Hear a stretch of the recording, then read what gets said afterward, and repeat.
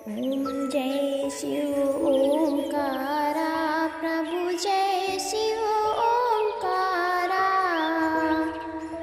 ब्रह्मा विष्णु सदा शिव अर्धांगी धारा। ओम जय शिव ओंकारा। भक्तजनों, हर हर महादेव। श्री शिव महापुराण भाषा 41वां अध्याय तुलसी साप वर्णन की कथा आगे हम सुनेंगे। व्यास जी बोले, हे मुने, विष्णु जी ने तुलसी जी में अपनी शक्ति का आधान कैसे किया, ये मुझसे कहिए। सनत कुमार जी बोले, देवताओं के कार्य को करने वाले नारायण ने शंखचूड़ का रूप धारण कर तुलसी के साथ रमण किया। इस कार्य में पिता शंकर और माता पार्वती की आज्ञा का पालन करना भी उनका ध्येय था। और आकाशवाणी से प्रेरित होकर विष्णु जी ने उनके कवच को ग्रहण किया तथा ब्राह्मण का रूप त्याग शंखचूड़ का रूप धारण कर वे शीघ्र ही तुलसी के पास जा पहुँचे। तुलसी के द्वार पर पहुंचकर दुदुम्भी का शब्द कराया गया और उस शब्द से उस सुंदरी को समझाया गया, जिससे वो आनंदित हो झरोखों से देखने लगी और शीघ्र ही अपना सुंदर श्रृंगार किया। इतने में ही शंखचूड़ का रूप बनाए रथ से उतरकर भगवान विष्णु तुलसी के भवन में जा पहुँचे। इस प्रकार अपने स्वामी को आया हुआ देख तुलसी बहुत प्रसन्न हुई और पति के चरणों को धोकर प्रणाम कर रोने लगी। फिर रत्न सिंहासन पर बिठाकर मंगलाचार कराया और तांबूल दिया। साथ ही कृतज्ञता ज्ञापन करती हुई कटाक्ष सहित युद्ध का समाचार पूछने लगी।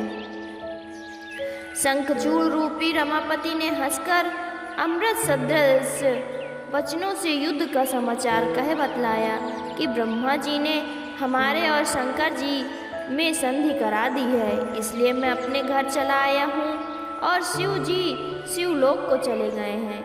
सबको स्वस्थता प्राप्त हो गई और उपद्रव शांत हो गया। ऐसा कह जगतपति ने शयन कर उसके साथ विहार भी किया।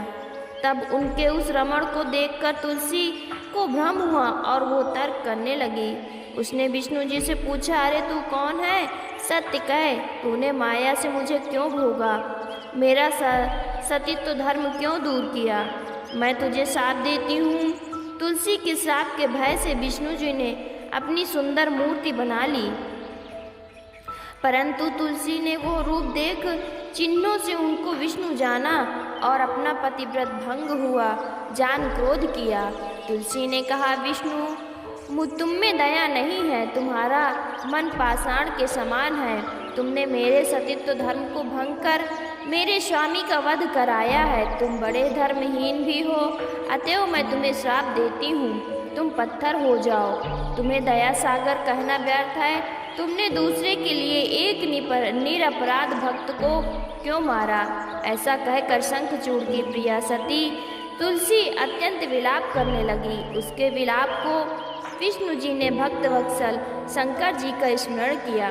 शंकर जी शीघ्र ही वहां प्रकट हो गए। उन्होंने शोकाकुल उस दुखिया को जगत की नश्वरता समझाते हुए उसकी तपस्या का फल दिया और कहा कि तुम शरीर को त्याग कर देह धारण कर शरीर हरि के साथ विहार करो। साथ ही तुम्हारा ये शरीर छूटने पर भारत में गंडकी नदी होगी और देव पूजन के समान कुछ काल में तुम मेरे वर से प्रधान रूप तुलसी नाम से विख्यात हो जाओगी और स्वर्ग पाताल तथा मत्स्य लोकों में तुम सर्वदा हरि की समीपता पाओगे और सब वृक्षों में तुम्हारा वृक्ष श्रेष्ठ स्थान होगा। तुम दिव्य रूप धारण कर सर्वदा वैकुंठ में हरि के साथ क्रीड़ा करती रहोगी और हरि के अंश से क्षीर सागर की भी पत्नी होगी। तुमने जो हरि को श्राप दिया है उसके प्रभाव से तुम गंडकी के तट पर ये हरि पाषाण रूप में स्थित रहेंगे। वहाँ पैने दांतों वाले कीड़ों करोड़ों कीड़ों तथा उस शिला को छेद कर जिसमें चक्र बना देंगे और उसका नाम शालिग्राम होगा। इस प्रकार शालिग्राम शिला से तुम्हारा संगम बड़ा ही पुण्यदायक होगा। ऐसा महात्मा वर्णन किया और पुनः अंतर्ध्यान हो गए। तुलसी ने प्रसन्न हो उस देह को त्याग दिया और दिव्य देह को प्राप्ति हुई। कमलापति उनके साथ ही वैकुंठ को गए और वो गंडकी नदी होकर बह चली। विष्णु जी उसके तट के पत्थर हो गए। उस पत्थर में कीड़े अनेक प्रकार के छिद्र कर देते हैं और जो पत्थर जल में गिरता है वो बड़ा पुण्यदायक होता है। विष्णु जी के महात्मा सहित ये आख्यान बड़ा ही मुक्ति भुक्तिदायक है। बड़े हे मुने, ये सब तो मैंने कह सुनाया। कहिए अब इसके आगे आप क्या सुनना चाहते हैं। पंचम युद्ध खंड का 31वां अध्याय समाप्त। 41वां अध्याय समाप्त। 42वां अध्याय हिरण्याक्ष वध की कथा हम आगे सुनेंगे। नारद जी बोले, शंकर जी, शंखचूड़ का वध सुनकर मुझे जिस प्रकार शिव चरित का ज्ञान हुआ उससे मुझे उसी प्रकार तृप्ति नहीं होती जैसे कोई मनुष्य अमृत पीकर तृप्त नहीं होता। अतएव हे ब्रह्मान, उन महान शंकर जी के चरित और भक्तों के आश्रित उनकी सुखदायिनी लीला को आप मुझसे कहिए। ब्रह्मा जी बोले, जलंधर का वध सुनकर सत्यवती के पुत्र व्यास जी भी ब्रह्मा पुत्र मुनीश्वर से यही बात पूछने लगी। तब सत्यवती पुत्र व्यास जी ने सनत कुमार जी कहने लगे, हे व्यास जी, अब मंगलदायक शंकर के चरित्र को सुनो, जिसमें अंधकासुर दैत्य ने शंकर जी के गणापत्य पद को प्राप्त किया था। पहले तो उसने शंकर जी से बड़ा युद्ध किया, फिर सतीत्व भाव से सदैव उनकी प्रार्थना की। ये सुन व्यास जी ने पूछा, हे भगवान, ये अंधा कौन थे, किसके कुल में उत्पन्न हुआ था और किसका पुत्र था? ये सब चरित्र रहस्य पूर्वक मुझसे वर्णन कीजिए। वो अंधक तो बड़ा धन्य था जो गणेश्वर हुआ।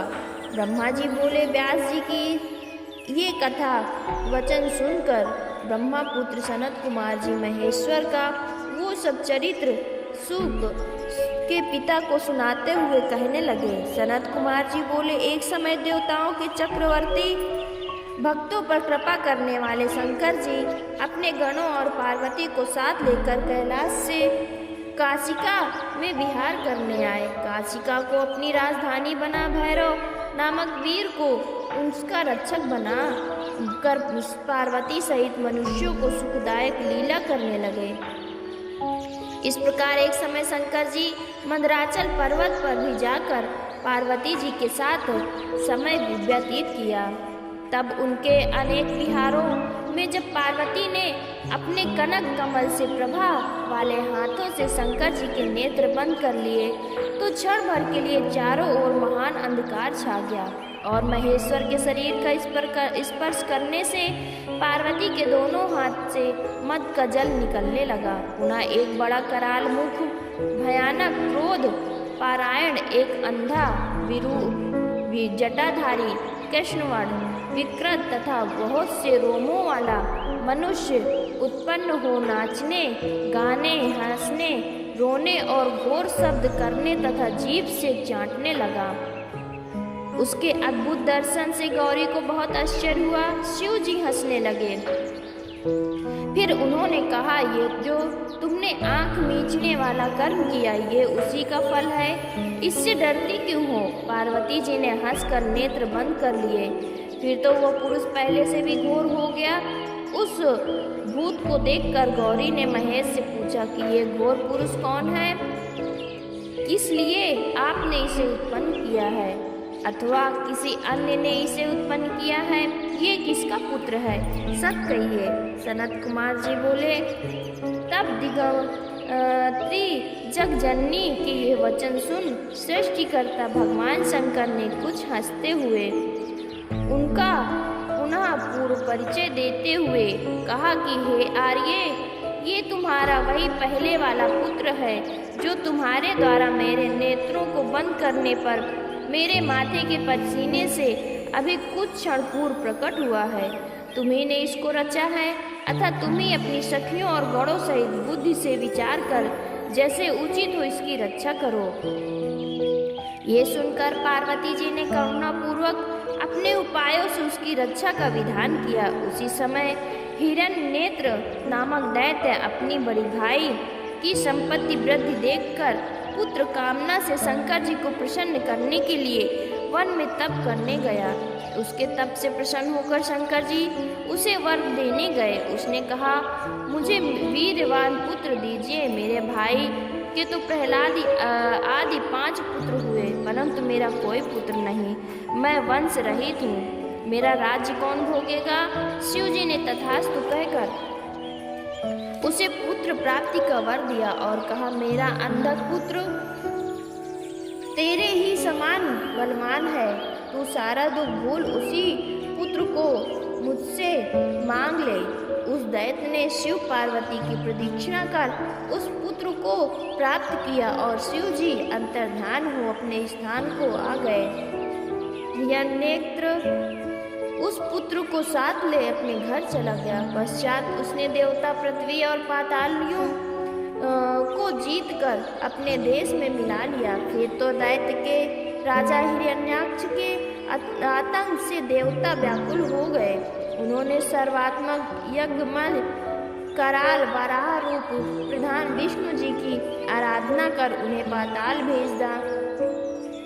उन्होंने वहां जाकर अपनी घोर दाढ़ों के कारण निशाचरों की सेना को मत कर सुदर्शन चक्र से हिरण्याक्ष का सिर काट उसे राज्य पर अंधक का अभिषेक किया। फिर अपनी कराल दाढ़ों पर पृथ्वी को उठा जल पर स्थापित किया और सब देवताओं ने प्रसन्न हो उनकी स्तुति की। वाराह रूप भगवान अपने लोक को चले गए। हिरण्यनेत्र के मरने से सब देवता और संपूर्ण मुनि तथा वन्य जीव सुखी हो गए। पंचम युद्ध खंड का 42वां अध्याय समाप्त। भक्तजनों, हर हर महादेव, हर हर महादेव।